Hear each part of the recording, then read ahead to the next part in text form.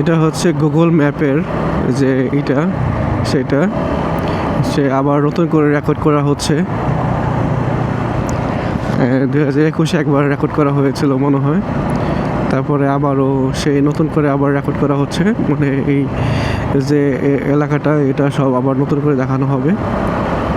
খুব সুন্দর লাগতেছে। হয়তো আমাকেও দেখানো হবে, আমাকে দেখানো যাবে না, বাইকটা সব দেখা যাবে কিন্তু মুখ ব্লার হয়ে থাকবে।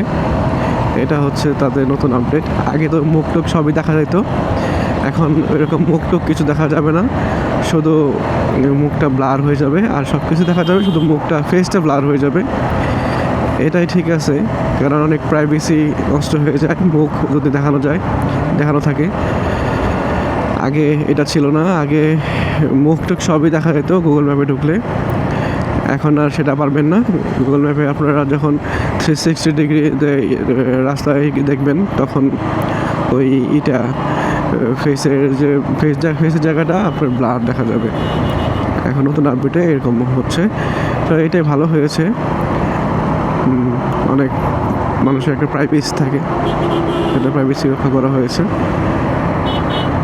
সেক্ষেত্রে এটা খুব ভালো। যাই, এটা পিছিয়ে গেলে কাজ হবে না, আমার তাড়াতাড়ি যেতে হবে। ধুম্মা চালে দিয়ে একটা